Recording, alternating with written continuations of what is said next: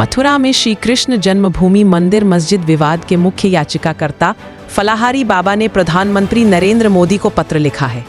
पत्र में उन्होंने मांग की है कि संसद में एक ऐसा कानून बनाया जाए जिससे मंदिर, मदरसे और मस्जिदों में राष्ट्रगान गाना अनिवार्य हो। फलाहारी बाबा ने आरोप लगाया कि कुछ मौलाना युवाओं को गुमराह करते हैं। उन्होंने कहा, जैसे मंदिरों में सीसीटीवी कैमरे लगे हैं, वैसे ही मदरसों और मस्जिदों में भी कैमरे लगाए जाएं ताकि लोग जान सकें कि वहां कैसी शिक्षा दी जा रही है।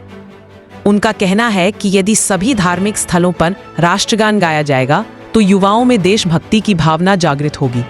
आपको बता दें कि फलाहारी बाबा ने 3 साल पहले संकल्प लिया था कि जब तक मथुरा से मस्जिद नहीं हटेगी तब तक वे भोजन नहीं करेंगे।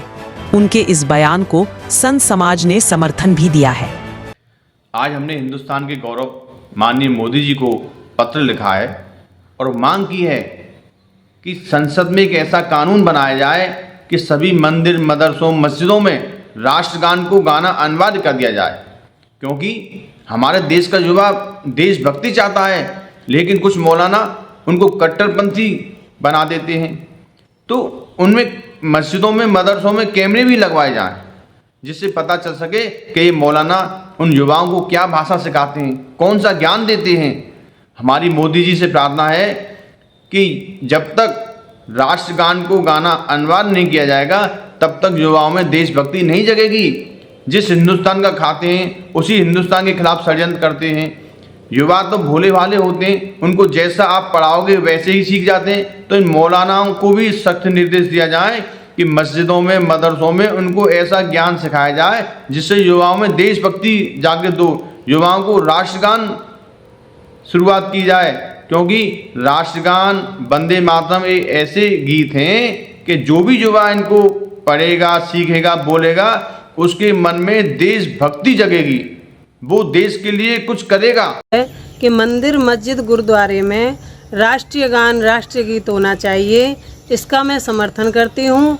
ये मैं सरकार से भी इसकी मांग करती हूँ कि यह अगर हमारे मंदिर, मस्जिद, गुरुद्वारों से रोज़ माइकों के द्वारा रोजाना यदि हमारा राष्ट्रीय गीत और राष्ट्रीय गान चलेगा तो इससे हमारे आने वाली पीढ़ी में राष्ट्र भक्ति जागेगी और हमारे देश में जो विद्रोह होते हैं वो कम होंगे। मैं तो ये कहूँगा, चाहे मंदिर हो, चाहे मस्जिद हो, चाहे चर्च हो, हर जगह राष्ट्रगान जरूर होना चाहिए।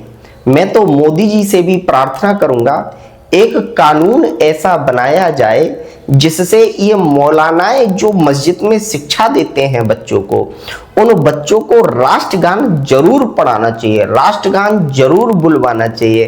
क्योंकि हमारे बच्चे जब राष्ट्रगान बोलेंगे, जब राष्ट्रगान की इनको शिक्षा मिलेगी तो देश के प्रति अच्छी भावना जगेगी, देशभक्ति जगेगी। और एक बात, जब ये राष्ट्रगान के बारे में शिक्षा देंगे तो ये जो जितनी भी अराजकता फैल रही है, ये जितने भी मारकाट वाली भावना फैल रही है, ये आपस में द्वेष फैल रहा है, ये द्वेष सब बंद हो जाएगा और राष्ट्र के प्रति भक्ति जागेगी इनके अंदर। जय श्री कृष्णा, जय श्री सीताराम। देखिए, राष्ट्रीय गान जो है वो महज एक गीत नहीं है, वह करोड़ों करोड़ों भारतीयों के सम्मान का प्रतीक है, एक राष्ट्र का प्रतीक है। हम सभी को, और राष्ट्रगान जो है या राष्ट्रीय गीत जो है या राष्ट्रीय ध्वज जो है वो यूं ही प्राप्त नहीं हुआ। न जाने कितने योद्धाओं ने अपनी आहुति दे दी, अपना बलिदान दिया, तब कहीं जाकर के ये हमको राष्ट्रीय ध्वज और राष्ट्रगान प्राप्त हुआ है।